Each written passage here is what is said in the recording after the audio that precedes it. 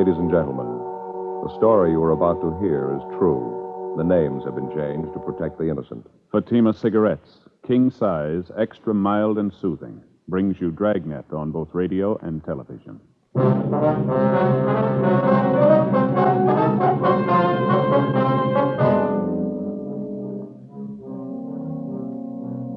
You're a detective sergeant. You're assigned to homicide detail.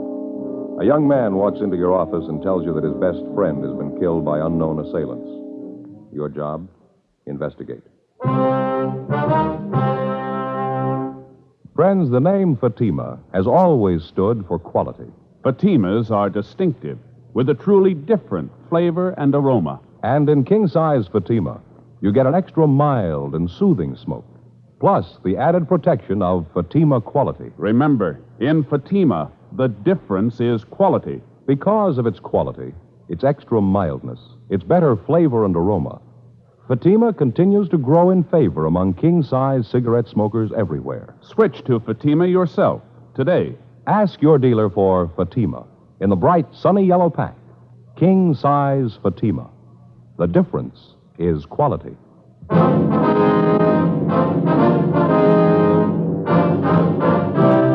Dragnet, the documented drama of an actual crime. For the next 30 minutes, in cooperation with the Los Angeles Police Department, you will travel step by step on the side of the law through an actual case transcribed from official police files. From beginning to end, from crime to punishment, Dragnet is the story of your police force in action. It was Monday, August 9th. It was warm in Los Angeles. We were working the day watch out of homicide detail. My partner's Frank Smith. The boss is Captain Warman. My name's Friday. It was 7:58 a.m. when I got to room 42. Homicide. That you, Frank? Yeah, morning, Joe. Looks like it's going to be a scorcher today, doesn't it? Yeah, nice and clear. How'd the weekend go? Lousy. Why? What do you mean? Oh, Fay and me had a ruckus Saturday night. Oh, that's so? Yeah, happens every time we have somebody over for dinner. Never fails. Yeah. And she gets to yakking it up with the company. We never eat till 10:30. It's a miserable time for dinner. Yeah, it's pretty late at that. Saturday night, we had the Johnsons over, going to play a little cards, have a little dinner. You know, relax. Mm-hmm. Wife fixed Swedish meatballs. They're on the stove. Everything's dandy. She gets to talking. We finally sit down to eat. It's 10:15. Meatballs are burned. Yeah. By that time, we're all so hungry we lost our appetite. It was real embarrassing, Joe. We finally sat down. I figured let Fay know I was pretty sore. But I didn't want to come right out and tell her in front of the Johnsons, you know. Yeah, I understand. So I picked up one of the meatballs that was burned, said she'd invented something new. Everybody else used chlorophyll for their teeth, but we had built-in charcoal. Yeah, what'd she say? Nothing. Just a look. Hasn't said a word to me since. Sends the kids with messages for me. It's pretty miserable. She'll probably be over it when you get home tonight. Pardon me. Yes, sir? Is the homicide department where you report a murder? Yes, sir, that's right. You the fellas I talked to about a murder? Yes, sir. Come on in. Sit down. Take that chair over there. Thought I'd never make it. Are you all right? Yeah, now that I'm here, it's all right.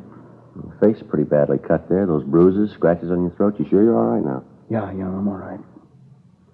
I never thought I'd get here. Times I was ready to quit, but then I'd think of Kevin, what they did to him, and I had to keep walking. I had to. For Kevin, I had to. Well, everything's all right now. You can tell us about it. I don't know where to start. What's your name, young fella? Bruce Hamilton. All right, Bruce. I'm Joe Friday. This is my partner, Frank Smith. Hello, Bruce. Oh. We know that you must have been through a terrible ordeal, but you can tell us about it. It's all right. What day is today? It's Monday the 9th. Monday. And it was Saturday night. Just 2 days. Seems like 10 years. We just finished dinner, sitting around a fire having coffee, trying to figure out whose turn it was to do the dishes. Then we heard them. You heard them? Who's that? Horsemen. Lots of them. They rode right into the camp. One of them yelled something, and they all stopped. Stood there looking at us. We didn't know what to do, who they were.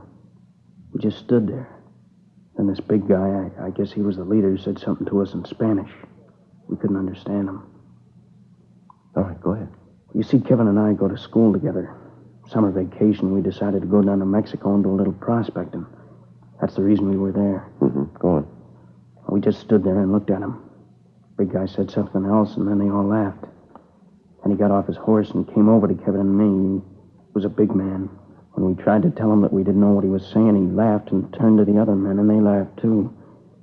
Big guy said something else to him, and they all got off their horses and started to go through our things. Kevin told them not to and started to walk over to him to stop him.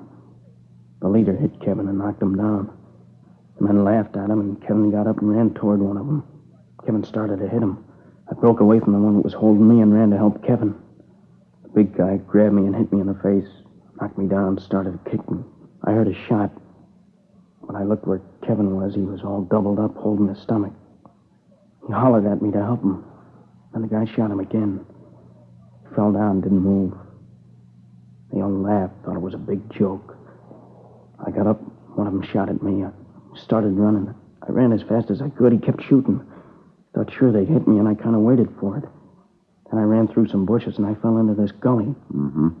And at the bottom, I just lay there and didn't move, almost afraid to breathe. Guess they thought they'd kill me. I see.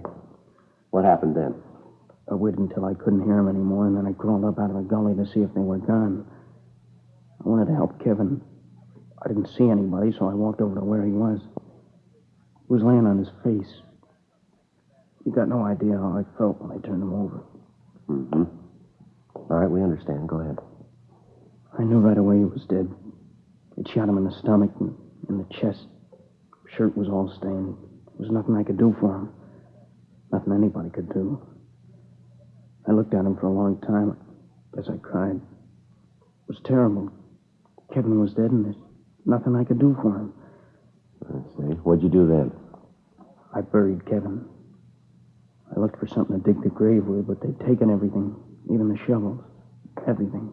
I found a place under a tree and dug a grave with my hands. Then I went back and got Kevin. Laid him in the grave I dug and covered him up. Said a prayer for him. I did the best I could for him. Best I could. All right, son. Try to take it easy. Frank, let's get him some water. I'll take him down to the interrogation room, all right? All right. Bruce, maybe you'd like to go down the hall to another room. It's a little more quiet down there, huh? Yeah. Sorry. Crying like a kid. I guess you think it's silly, but I can't help it. Oh, it's all right, Bruce. We know how you feel. Nobody gets too old to cry. Go ahead. No, it's down this way. Okay. I'm so tired. I'm glad to get this over with. Sure. All right, here we are. Go ahead, Bruce. Want to sit down? Thanks. Here's your glass of water, Bruce. Thanks.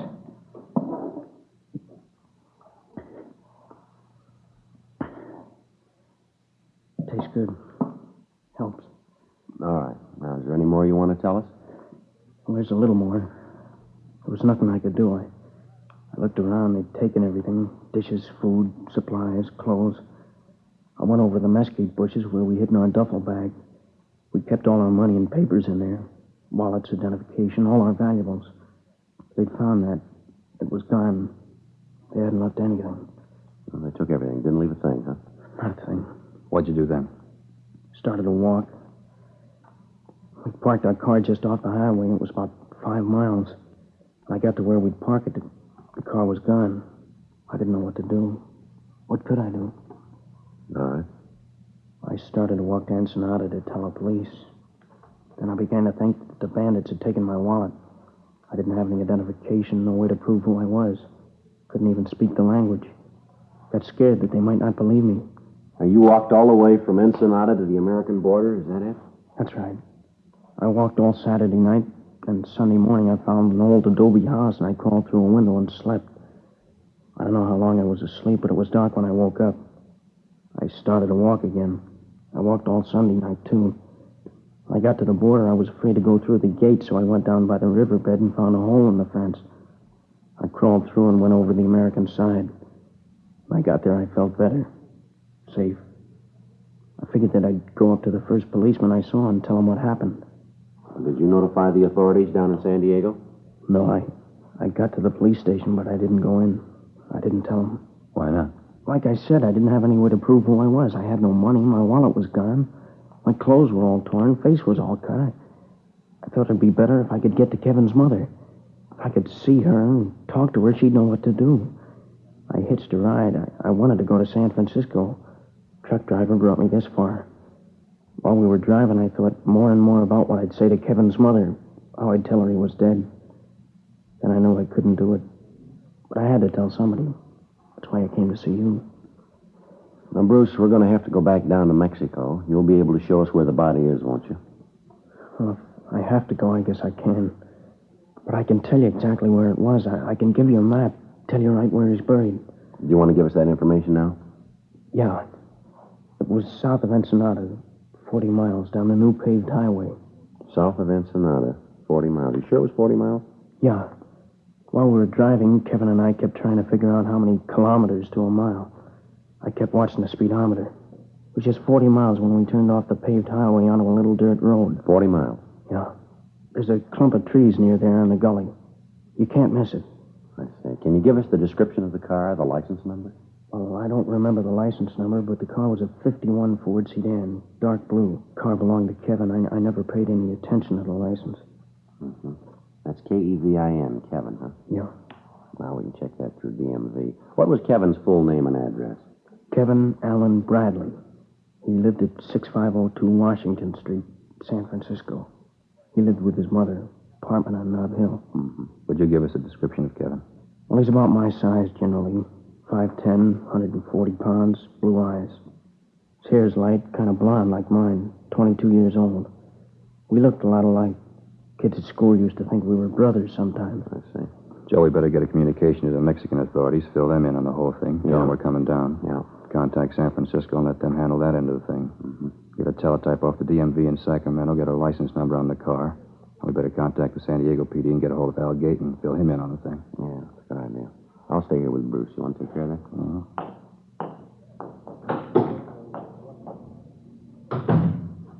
Now, look, young fella, would you know these bandits again if you saw them? Well, I might not know some of them, but the big guy and the one that shot Kevin, I'll never forget them. The big guy was tall, heavy, over 6 feet, well over 200 pounds. I'll never forget him. That laugh when he killed Kevin. When he laughed, you could see he had 2 gold teeth right here in front. These here. 2 gold teeth, huh? Yeah. Now, how about the other man, Bruce? Did you get a good look at him? He was a small man, dark like the leader. He wasn't wearing a hat, real thin face. His clothes were all dirty, and his pants were torn around the bottoms. He was wearing those leather sandals, the open kind.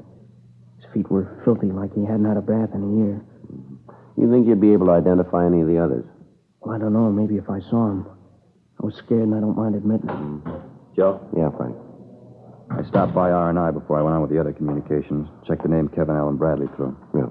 There's a teletype from San Francisco dated July 13th. It's a missing person report on Kevin. You want to read it? What's it say? Regular missing report? It's described as male, white American, 22 years, 5'10", 140 pounds, blonde, blue eyes, fair complexion. Time of disappearance was wearing a dark blue gabardine suit. Driving a dark blue 1951 Ford, license number 1 Robert 2951. Something else, Joe. Mm-hmm. He was known to be carrying a sum of money in excess of $1,500 when he disappeared. $1,500. It's a lot of money, isn't it? Not to Kevin. He was used to carrying that kind of money. See, his folks were pretty rich. He always had all the money he wanted. Oh, I see. Well, how about this missing report here, Bruce? What do you mean? Well, didn't Kevin's mother know that he was going to Mexico? Well, no. You see, they had an argument about where he was going to spend his summer vacation. She wanted him to go to Canada, and he wanted to come down here. One afternoon, we just took off. Kevin went to the bank and got the money, and we just took off. I see. You didn't tell his mother anything about it? No, he thought that she'd try to stop him. Probably would have, too, if she'd known. Oh, was the money among the things that were stolen from you? Well, yeah. It was in Kevin's wallet in the duffel bag. Mm-hmm. I suppose it was kind of foolish to leave that much money just laying around, but we did. We didn't think that anything had happened like this. I stop and think back over it. Kevin being dead, I don't know, I just get sick. Now, you say you didn't have any money. How did you get along? I didn't think much about food. The important thing was to tell somebody about Kevin's being killed. That's all I thought about, telling somebody. Yeah, sure. Well, you must be pretty hungry then. You'd like something to eat now, would you? Yeah, it might taste pretty good. Sandwich and some coffee. How about you guys? You gonna eat? Frank, how about you? Yeah, after I get communications off, I'll run across the street and pick up some sandwiches and coffee and bring them back here. All right, fine. What kind of sandwich you like, Bruce? No, anything doesn't make any difference. Joe? Oh, ham's all right. White bread, a lot of mustard. You know. Okay, I'll be right back. All right. Oh, say, Joe, I'm running kind of low on my allowance. I only got $1.50. You got a little change? Yeah, sure. Now, here, let me get this. What's that? Huh? Did you say you had some money? Well, I have got $10. $10 bill. Well, maybe I'm wrong, but I thought you said the bandits took all your money. Did I get it wrong? Well, what I meant is I didn't think I had any money. I found this 10 in my pocket just before I walked in here. Oh, I see, yeah. Look, you can see it's all wadded up. Must have been in my pocket for a long time. Just a 10 all wadded up. Yeah, well, it's all crumpled up there. You can hardly tell what it is, can you? Yeah, that's right. But you can see it's a 10. Mm-hmm. Sure. It's all wrinkled up. You can see how I missed it. Yeah. I'll tell you, why don't you put everything in your pockets right here on the table, huh? Why? What'll that show? All right, come on, boy. I haven't got anything in my pockets. Well, you found the 10. Maybe you'll find something else. All right, but I don't know what it's going to show. Pocket knife, handkerchief, comb. You got the 10 on the table there. That's all. Maybe there's something in your coat pocket. No, I don't carry anything in my coat pockets. Stretches them. Well, you take a look anyway, huh? I told you I don't use them. See? Nothing. How about the inside pocket? No. There's nothing there. Let's have a look, huh? I told you there's nothing there. Then you won't mind if we have a look. What's that you got there, Bruce? That's my wallet. Guess they didn't take it after all. Gee, thanks for finding it. No, I probably wouldn't have thought to look for it. I just figured that it was gone.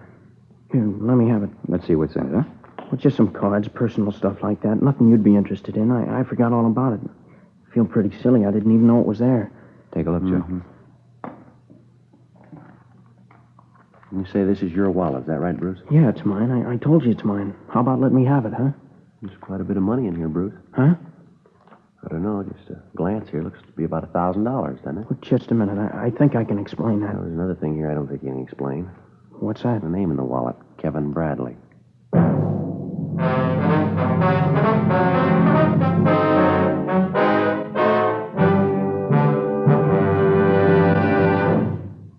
You are listening to Dragnet, authentic stories of your police force in action. Friends, the name Fatima has always stood for quality. Fatimas are distinctive, with a truly different flavor and aroma. And in king-size Fatima, you get an extra mild and soothing smoke, plus the added protection of Fatima quality. Yes, there's a good reason why Fatima continues to grow in favor among king-size cigarette smokers everywhere. In Fatima, the difference is quality. Quality of tobaccos, the finest Turkish and domestic varieties, extra mild and superbly blended to give you a much different, much better flavor and aroma. Quality of manufacture. Smooth, round, perfect cigarettes. Rolled in the finest paper money can buy. Quality, even to the appearance of the bright, sunny yellow pack, carefully wrapped and sealed to bring you Fatima's rich, fresh, extra mild flavor. So next time, insist on Fatima quality. Look for the bright, sunny yellow pack. Smoke Fatima, the extra mild and soothing king-size cigarette, with the added protection of Fatima quality.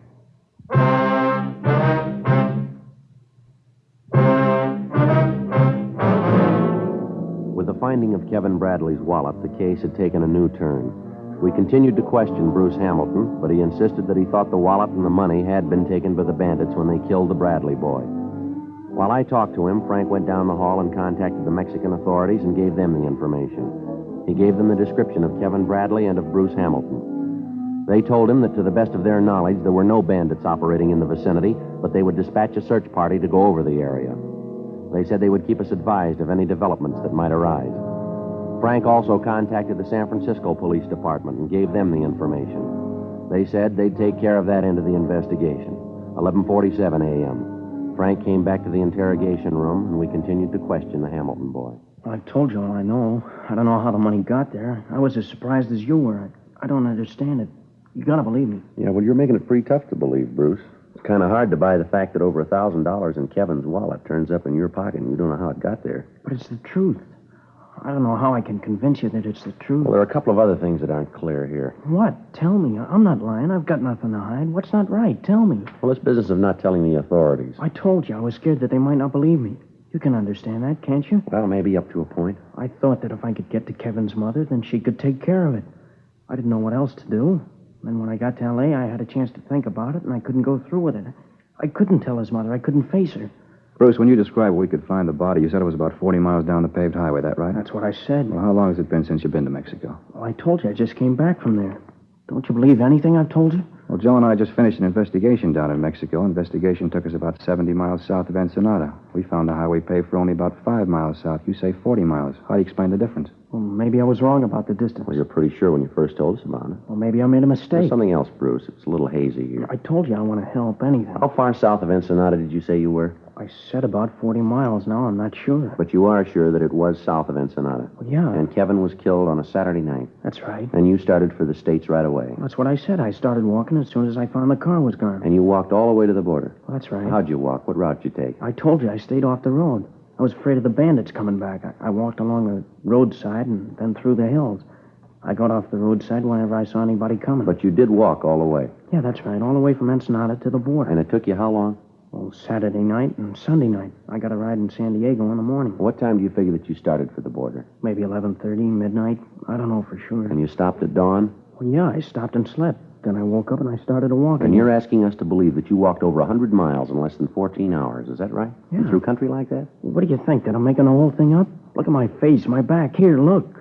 Does this look like my imagination? You could have gotten these in a fight with Kevin. Maybe he didn't want you to take the money. You keep talking about the money. I try to tell you I don't know how the money got in my pocket. I don't know anything about it. You think I killed Kevin, is that right? Yeah, it looks that way, doesn't it? But he was my best friend. I had no reason to kill him. He was my friend. Now, look, son, we better get this thing straight for you. You've opened up a can of beans here. You waltz in here and give us a cock and bull story about this killing. Parts of your story we can't buy. Why are you trying to sell it to us? You lied about the road. You lied about the money. The story about how you walked doesn't ring true. You want to know what I really think, Bruce? I think the whole thing's a lie, from start to finish, a lie. Now, let's come off it. Who killed Kevin Bradley? I don't know. I don't know. Now, get this straight, Bruce. Did you kill him? Huh? Did you kill Kevin Bradley? Is that the reason for this story? No, I didn't. Well, somebody did. Can you tell us who? You're getting me all mixed up. You're the one that's getting it mixed up, Bruce. We just want to know who killed Kevin Bradley. We think maybe it was you. Looks like it might have been. No, it couldn't be. Leave me alone. I didn't do it. Why couldn't you have done it? Looks like you did. Because Kevin Bradley isn't dead. What's that? He was never killed.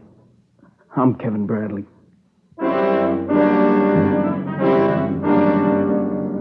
The boy broke down completely and admitted that the whole thing was a hoax. He said he hadn't been in Mexico at all, but that he'd spent the past week in a downtown hotel working out the story that he planned to tell us. He admitted that the wounds were self-inflicted. He explained that he had scratched his own face and hit himself with a rock to produce the cuts and bruises. He went on to say that he had picked Mexico as the scene of the false killing because he thought the story would be more difficult to trace. Like many citizens, he was unaware of the close cooperation between American law enforcement agencies and the Mexican authorities. We asked him about the existence of a Bruce Hamilton, and he told us there was such a boy in his class at school. 12:50 p.m. The communication had come through from San Francisco, and the teletype said that Mrs. Bradley was en route to Los Angeles to aid in the investigation. When we told Kevin about this, he lapsed into silence and for another hour refused to say anything. 2:05 p.m. All right, now look, boy, you've been sitting there for an hour and you haven't said a word. If there's something you want to say, we'll listen. There's nothing to say. I tried to get away from her. All my life she's told me what to do. I tried to tell her, but I couldn't. Nobody would understand. You don't, you can't. Every time I tried to get away, she'd say something or do something, so I couldn't leave. I was trapped, and I didn't know what to do. Then I thought I did know, and even that didn't work. I thought that if you told her I was dead, she'd forget me. Leave me alone. I can't even die right. Kevin, you're here. I knew what they told me was wrong. I knew you were all right. Hello, Mother. What's happened to you, Kevin, darling? Your face, your clothes. Oh, my poor baby, how did this happen? Are you all right?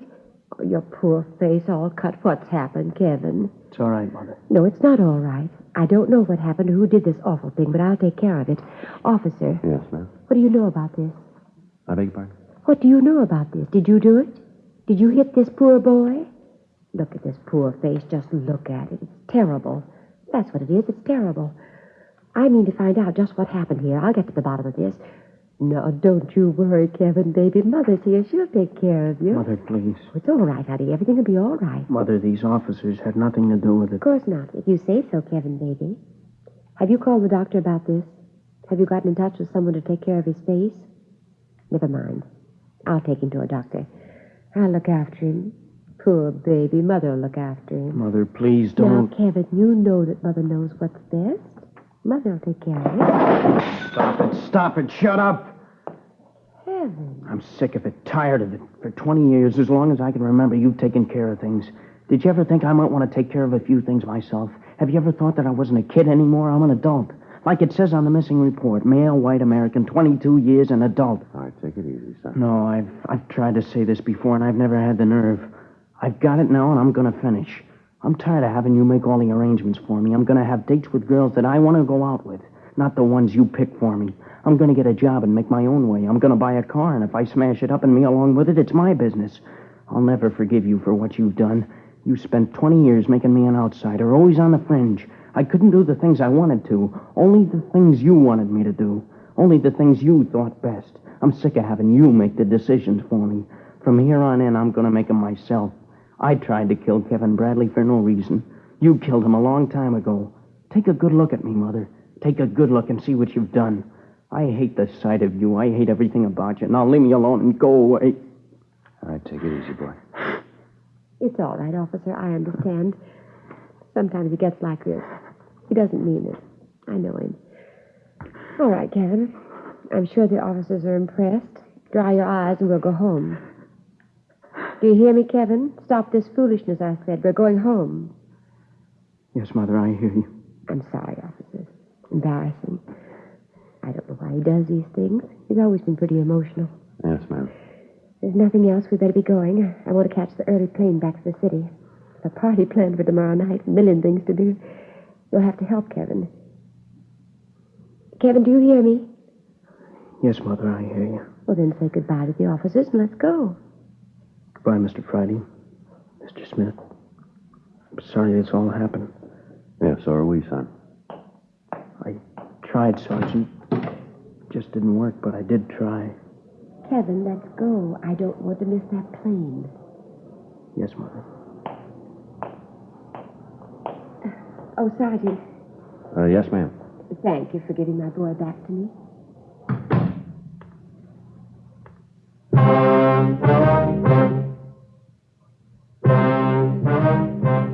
The story you have just heard was true. The names were changed to protect the innocent. On August 9th, the matter was taken before the city attorney for a decision. In a moment, the results of that decision. Now, here is our star, Jack Webb. Thank you, George Fenneman. Friends, if you're planning a trip this coming holiday weekend, I'd like to suggest that you take Fatima's along with you. Get a carton or two, and that way you'll have enough to last the trip. In Fatima, the difference is quality. Quality that gives you extra mildness and a really different flavor and aroma. You get an extra mild and soothing smoke, plus the added protection of Fatima quality. That's king-size Fatima in the bright, sunny yellow pack and carton.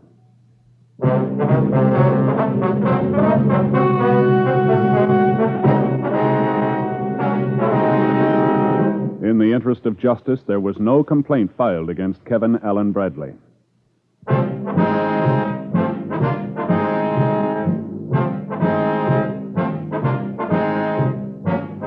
You have just heard Dragnet, a series of authentic cases from official files. Technical advice comes from the Office of Chief of Police W.H. Parker, Los Angeles Police Department. Technical advisors, Captain Jack Donahoe, Sergeant Marty Wynn, Sergeant Vance Brasher. Heard tonight were Herb Ellis, Edwin Bruce, Sarah Selby. Script by John Robinson. Music by Walter Schumann. Hal Gibney speaking. King Size Fatima has brought you Dragnet, transcribed from Los Angeles.